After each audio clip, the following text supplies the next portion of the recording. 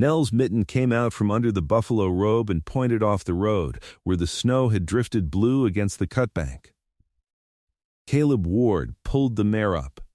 He had driven this stretch of the Kelso Road 400 times in 11 years, and he knew every stump on it, and there was no stump there now. Only a shape the snow had begun to take over.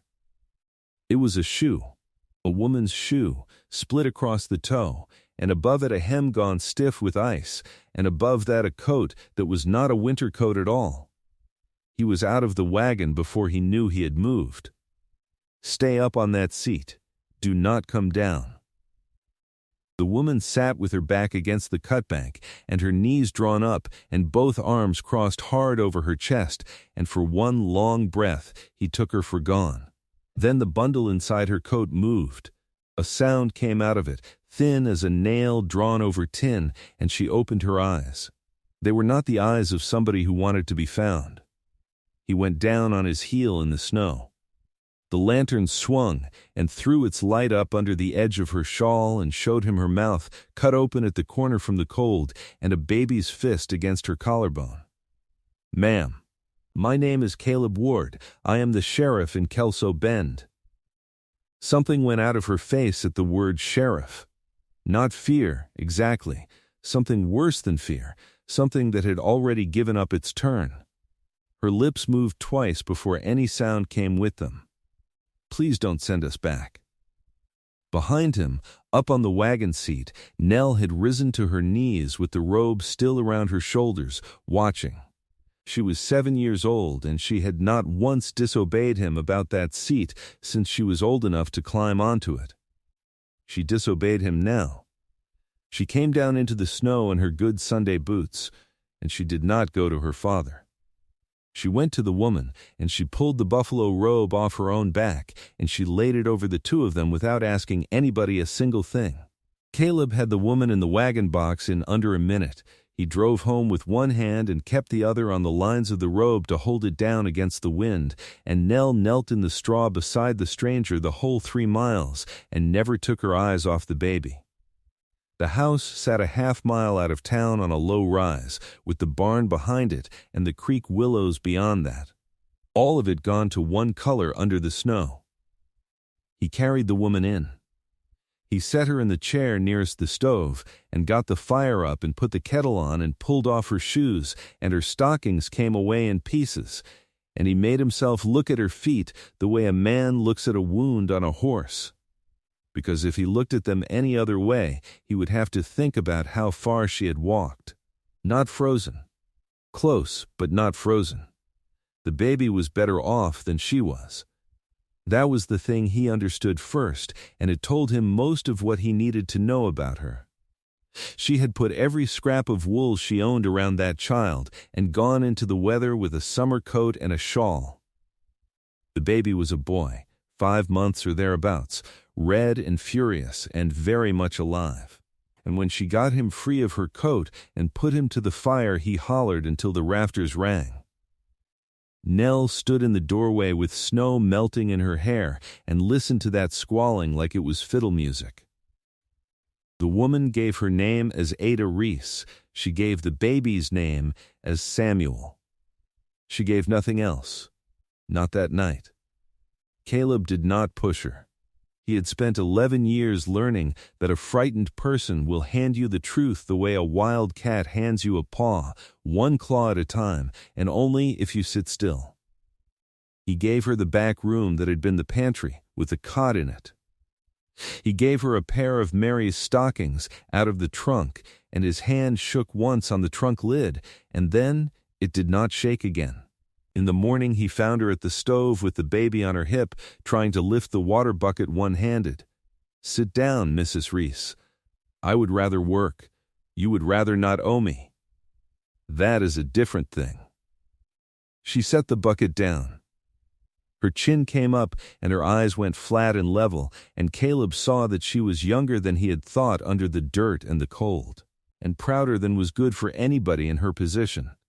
"Then hire me, and I will not owe you." He rubbed his jaw.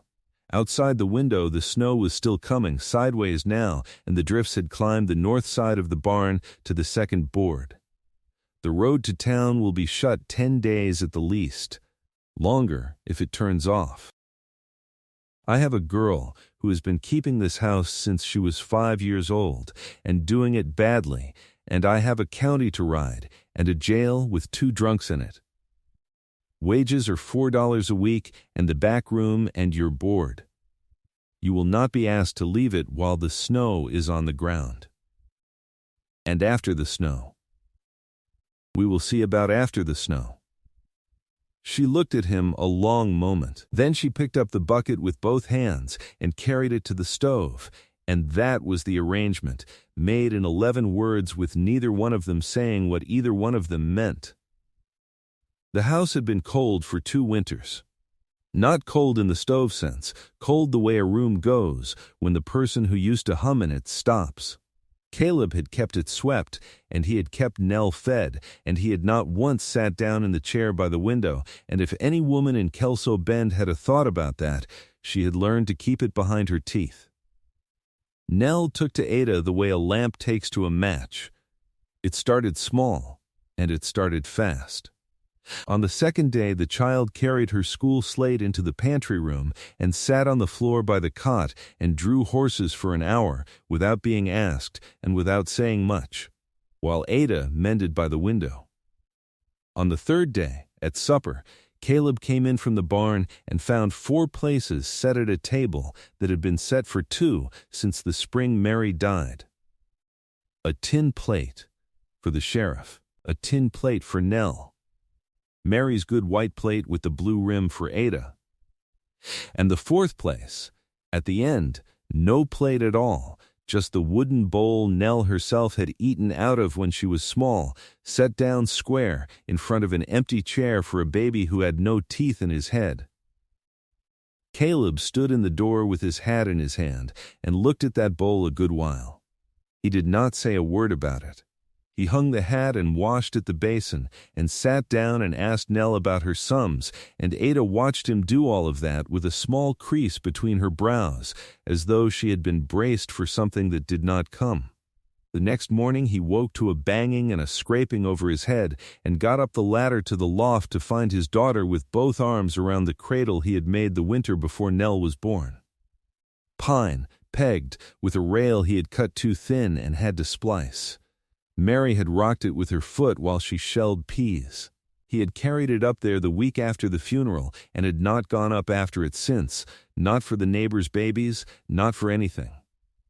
Nell had it halfway to the ladder hole, and she was not going to be able to get it down, and she was not going to quit trying either.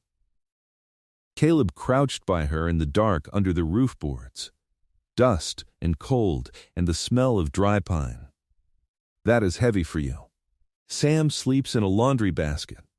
Yes, it has a hole in the bottom. Yes, Nell did not argue any more than that. She just stood there with her small hands white on the pine rail, waiting to find out what kind of father she had. He carried it down himself. He carried it down and set it by the stove and sanded the splice smooth again with a scrap of paper. And Ada came in from the yard with an armload of stove wood and stopped dead when she saw what was standing in the middle of the kitchen floor. I cannot take that. You are not taking it. It is going back to work. She did not answer. She put the wood in the box, 1 stick at a time, very slowly. And when she straightened up, her face was wet, and she did not turn around for a minute. Nell walked over and leaned against her hip the way a calf leans on a fence, without looking up, without a word, and stayed there until Ada could breathe right again. Caleb went out to the barn and stayed there longer than the work took. What Ada Reese was, it turned out, was capable. She got the flue drawing by the end of that first week. He had lived with a smoking stove for 2 winters and had called it the way of the world, and she took the pipe down and cleaned out a jackdaw's nest and 2 seasons of soot and reset the damper, and the kitchen came up 10 degrees and stayed there. The house smelled of bread instead of smoke. Nell stopped sleeping in her coat. She turned the root cellar out and found 40 pounds of potatoes going soft under a dropped board and saved 30 of them. She got a plaster onto old Gus Tiller's chest when the deputy came down bad with a rattle in his lungs, and she sat up with him 2 nights in the jail office with the baby in a drawer beside her, and Gus lived. And Gus was 68 years old and had not expected to. But the thing that got Caleb was the ledger. He was a good lawman and a poor clerk. The county paid him a warrant every quarter against an accounting of his expenses, and his accounting was a shoebox and a bad memory, and Judge Ansel Doyle had told him at Christmas that if his book was not straight by the January session, the commissioners would hold the whole warrant, and Caleb had ridden home from that with a knot in his chest, because the warrant was the mortgage payment, and the mortgage was on the north section, and the north section was the only thing he had ever meant to leave his daughter. Ada found the shoebox while she was cleaning. She did not ask. She sat down with it after Nell went to bed, and she was still sitting there when he came in from the last ride at 11, and she had ruled up 16 pages of the county book in a hand so fine and even it might have been printed. Every ferry toll, every day of prisoner board at 40 cents, every mile of a warrant served, dated, with the road named. Caleb turned the pages under the lamp for a long while. Where does a woman learn to keep books like this? Her hands went still on the table. My father kept a store in Ohio. I did the accounts from the time I was 9 years old. And your husband, he kept nothing. That was rather the trouble. She said it plain, not bitter, and then she got up and took the lamp glass off and trimmed the wick, which is a thing people do when they want something to hold. Caleb closed the book. Mrs. Reese, whatever it is behind you, it will come up that road when the snow goes. Things always do. I would rather hear it from you than from a stranger with a paper in his hand. She stood with her back to him and the wick knife in her fingers. If I tell you, you will do your duty. I will do my duty either way. The question is whether I do it knowing. She put the glass back on the lamp. She did not tell him. Not that night. She told him 3 weeks later, at the end of February, and by then it was too late to matter, because Mr. Pike had already got as far as Rawlins. He came into Kelso Bend on the first stage after the thaw, a small, tidy man in a good coat with a leather case under his arm, and he did not go to the hotel. He went to the courthouse, and by the time Caleb got there from the South Road, Judge Doyle had already read the papers twice. Ada Reese, widow of Fenton County, Nebraska, husband deceased of a fever in September, leaving a note of $40 unpaid at the store and no property whatsoever. Widow and infant admitted to the county poor farm on the 6th of October by order of the overseers. Charge of $40 entered against her keep. Infant male, Samuel, ordered placed out at weaning to a farm family in Fenton County under indenture until his majority. The mother to remain at the farm and work off the note, and on the 14th of November, the widow had walked out of the gate at night with the child and had not been seen since. Pike laid it all out on the judge's table, squared up, corner to corner. There is no charge of crime, Sheriff. I want that understood. She is not a thief. She is a debtor and a ward of the county, and the child is under the court's order, and I have come to bring both of them home. All I require of you is a hand with the arrangements and a seat on the westbound. The word home sat in that room like a stone in a boot. Caleb read the papers himself. He read them twice. They were correct. That was the whole rotten heart of it. Everything in them had been done in order, signed by men with the right to sign, and there was not one crooked line anywhere in the stack. A woman's husband had died owing $40, and the county had taken her in and charged her for the taking, and had priced her son at the going rate for a pair of hands, and it was all as lawful as sunrise. By evening the town had it. Mrs. Audley had it at the Mercantile before the stage horses were even unhitched, and she had it arranged the way she liked things arranged, which was so that the sheriff was a fool and the strange woman was something worse.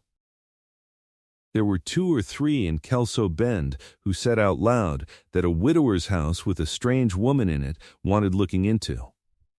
There were more who did not say it and thought it. Nell came home from the school that Tuesday with her braid pulled loose and a scrape on the heel of her hand, and she would not say how she got either one.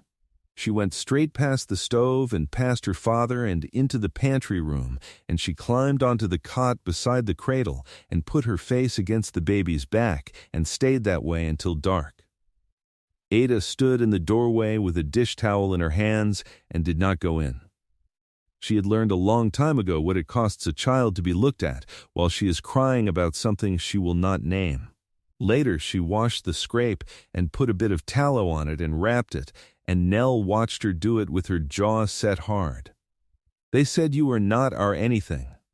I am not. You are so.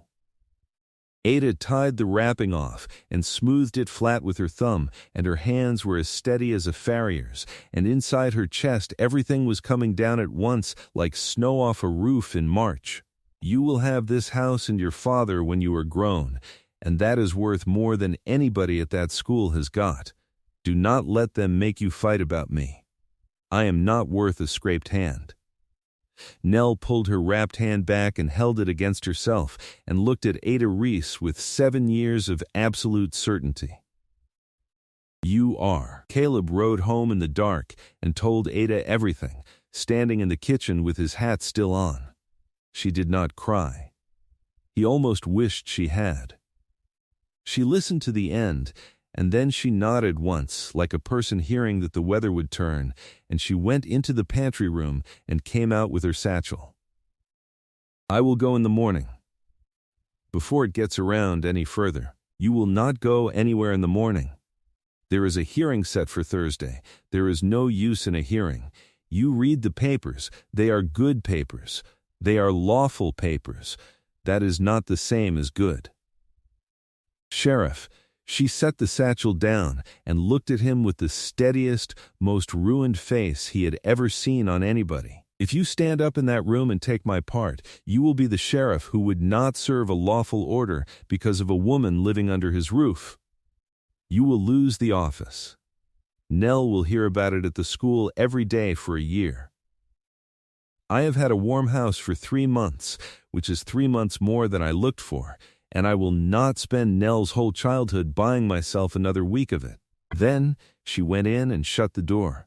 She did not know that Nell was on the ladder in the dark with her nightgown around her ankles and had been there since the word Nebraska. Thursday came in gray and dripping, the snow going to slush in the ruts. They held the hearing in the courtroom over the land office, and half of Kelso Bend came, because it was March and there was nothing else. Judge Doyle sat at the front. Pike sat at the table with his case open and his papers squared. Ada sat on the bench in her mended coat with the baby asleep against her shoulder, and she had put her hair up and her chin up, and she looked at nothing. Caleb stood at the back wall with his hat in his hands, where the sheriff stands. It took 11 minutes. Pike read the order out. The judge asked the woman if she disputed any fact set forth, and Ada Reese stood up and said no. There was not one fact in it she could dispute. The judge looked at the papers for a while with his hand over his mouth. Then he said that the court was bound, and that the order of a sister county lawfully made was entitled to be honored, and that unless the note of $40 was satisfied and the infant's placement vacated, he could see nothing before him but to direct the sheriff to see mother and child onto the westbound stage. And the room heard the door at the back come open. Nell Ward came up the middle aisle in her school pinafore with her boots unbuttoned and her face white as a plate, and she was carrying something too big for her, dragging the hem of it along the floorboards. It was her mother's coat. The gray one with the black frogging that had hung on the peg by the kitchen door since April of the year Nell was 5, that her father had never taken down and never given away and never let anybody touch. Nobody stopped her. 60 people sat still as fence posts and let a 7-year-old girl walk all the way up that aisle. She got to the bench. She put the coat up over Ada Reese's shoulders with both arms standing on her toes to do it, and she got it settled, and she smoothed it down at the front the way a woman smooths a collar.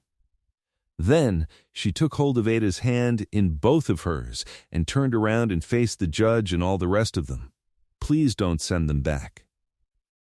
That was all of it. 5 words, and not one of them loud. Ada Reese put her face down into her son's blanket and broke apart entirely, right there in front of the whole town, with her dead friend's coat on her shoulders and a child's fingers locked around her thumb. Judge Doyle took his spectacles off. He was a hard old man who had hanged 2 people in his career and slept fine after both, and he sat there polishing those spectacles on his sleeve for the better part of a minute without saying one word. Caleb Ward came off the back wall. He walked up the aisle past his daughter and he stopped at the judge's table, and he unpinned the badge off his vest and set it down flat on the wood in front of Ansel Doyle with a small sound that carried to the last row. Your Honor, no man in this room is going to say the law was bent in my house, so it is not the sheriff standing here. Then he took a folded paper out of his coat and set it beside the badge. That is a bill of sale on the North Section, executed Tuesday to Halver Lund, who has wanted it 8 years. It is cleared. The $40 against Mrs. Reese is satisfied out of it, and here is Pike's receipt with the county seal on it, which he wrote out for me at the hotel on Tuesday night, and which he will not enjoy explaining. Pike had gone a shade of gray. He had taken the money because a debt is a debt, and a clerk takes what he is paid, and he had not thought the man would be fool enough to do it. He laid a third paper on top of the other 2 and squared it with one finger. Under that is a marriage license out of this court, made out Tuesday and signed by me only. It wants her name, and it wants her word. A married woman is not a ward of any county on this earth, and her son is not any commissioner's to place out. If she does not want to sign it, she will not sign it, and she will keep her wages and her back room and her place at my table until she is ready to tell me where she would rather go, and I will drive her there myself. Nobody breathed. Ada Reese lifted her head. 11 years of Wyoming had not put one line on that man's face that she could read, and he was not looking at her. He was looking straight ahead at the wall, holding his hat in both hands like a boy at a funeral, having just sold the only land he had ever loved and having said not one single word about why. Tuesday, her voice hardly carried past the first bench. He nodded at the wall. Before the hearing. Before you knew what the judge would say. Yes, before you knew whether I would sign. That was not the part I was worried about. Judge Doyle put his spectacles back on. He read the receipt, and he read the bill of sale, and he took a very long look at Mr. Pike of Fenton County, Nebraska, who was busy closing his case. Then he set both papers down and folded his hands on top of them. The note is discharged. The debtor is discharged. As to an order placing out an infant whose mother is solvent, employed, and about to be married in this county, this court finds that Fenton County has more pressing business elsewhere. Mr. Pike, there is a stage at 4. Then he pushed the badge back across the table with one finger and told Caleb Ward to put the thing on before somebody stole it. She signed the license that afternoon in the land office, with Gus Tiller and the judge's clerk to witness, and Nell holding the baby with her tongue between her teeth from the effort of holding him right. They were married the following Sunday, quietly, in the front room of the house with the stove drawing clean. Mrs. Otley came and brought a cake and said several generous things she had not said in March, and everybody let her. Ada found the receipt in October, going through the tin box for the county book. $260, the north section, 11 years of payments, sold in one day in March to a Norwegian who had wanted it since before Nell was born. She stood at the window with it a long while. She never asked him about it. She knew better than to ask a man like that a question he had already answered. The spring after, she put a row of pegs by the kitchen door where there had been only one. Caleb cut them out of the pine board left over from the splice, and he set them at 4 heights, and Nell hung her school coat on the third one herself, and then stood back and looked at the whole line of them with her hands behind her back, judging it. 2 big coats, a middling one, and a small one down near the floor, hardly bigger than a mitten, that belonged to a boy who was walking now and who would not keep it on for any money. That last peg stayed empty most days. Ada left it there anyway.